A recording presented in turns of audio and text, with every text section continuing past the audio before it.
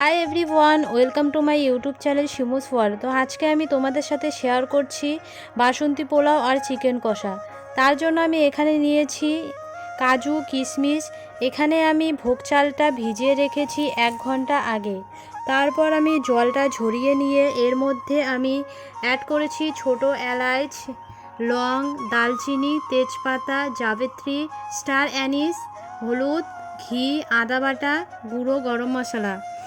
এগুলো আমি মিক্স করে 10 মিনিটের জন্য রেখে দিয়েছি। তারপর আমি কড়াই বসিয়ে দিয়ে কড়াইটি গরম করে তার মধ্যে ঘি দিয়ে মেখে রাখা ভোগ চালটি দিয়ে দিলাম। তারপর মিডিয়াম আঁচে 5 মিনিট ভেজে নিব। যতক্ষণ না জলটা শুকিয়ে যাচ্ছে ততক্ষণ আমি এখানে চালটা ভেজে নিচ্ছি। তোমরা যারা যারা এখনও আমার চ্যানেলটি সাবস্ক্রাইব করো নাই তাড়াতাড়ি আমার চ্যানেলটি সাবস্ক্রাইব করে নাও।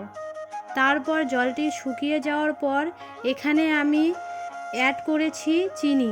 চিনিটা তোমরা যে যতখানি মিষ্টি খেতে পারো ততখানি দিও। এখানে আমি স্বাদ মতো চিনি অ্যাড করেছি। তারপর আমি দিয়ে দিলাম স্বাদ মতো লবণ দিয়ে একটু নেড়ে চেড়ে তারপর দিয়ে দিলাম জল। আর হ্যাঁ, এটা মনে রাখবেন, 1 কাপ চাল নিলে 1.5 কাপ জল দিতে হবে। এখানে আমি 2 বাটি চাল নিয়েছি, তার জন্য 2.5 বাটি জল দিয়ে মিডিয়াম আঁচে 10 মিনিট ঢাকা দিয়ে রাখতে হবে। 10 মিনিট পর ঢাকনা খুলে একটু নেড়েচেড়ে তার মধ্যে দিয়ে দিলাম কাজু কিশমিশ। তারপর আবার একটু নেড়েচেড়ে 2 মিনিটের জন্য ঢাকা দিয়ে দিলাম। তারপর ঢাকনা খুলে একটু গরম মশলা দিয়ে নামিয়ে নিলাম। তো তোমরা দেখো আমার ঝুরঝুরে বাসন্তী পোলাও রেডি। তোমরাও একবার বাড়িতে এভাবে ট্রাই করে দেখো, খেতেও খুব সুস্বাদু আর ঝুরঝুরে বাসন্তী পোলাও। এখন আমি বানাবো চিকেন কষা। তার জন্য আমি নিয়েছি ছোট এলাচ, বড় এলাচ, লং, দালচিনি, তেজপাতা, জাবিত্রী, স্টার অ্যানিস, টমেটো। আর আমি আগের থেকেই বেটে রেখেছি পেঁয়াজ, আদা, রসুন, শুকনো লঙ্কা, জিরে। তারপর আমি কড়াই বসিয়ে দিলাম। কড়াই গরম হয়ে গেছে, তেল দিয়ে দিলাম। তারপর গোটা গরম মশলা আর তেজপাতা দিয়ে দিলাম। তারপর ধুয়ে রাখা চিকেন দিয়ে দিলাম। তোমরা দেখো চিকেনটা আমি আগের থেকেই ধুয়ে রেখেছি বলে দলা দলা হয়ে গেছে, তাই কড়াইতে দিতে গিয়ে তেল ছিটকে পড়লো একটু। তারপর একটু ভেজে নিয়ে দিয়ে দিলাম স্বাদ মতো লবণ আর হলুদ।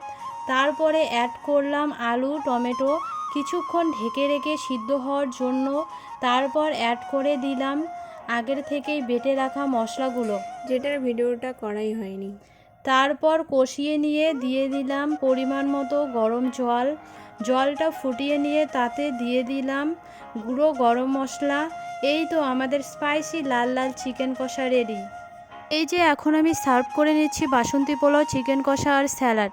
তো ভিডিওটি এই পর্যন্তই। আমার কুকিং ভিডিওটি যদি তোমাদের ভালো লাগে তাহলে like, comment, share and subscribe করে দিও। আর যারা যারা আমার ফেসবুক পেজে দেখছো ফেসবুক পেজটি ফলো করে দিও। তো দেখা হচ্ছে আরও একটি নতুন ভিডিও নিয়ে। ততক্ষণে ভালো থাকবেন, সুস্থ থাকবেন। Tata, by.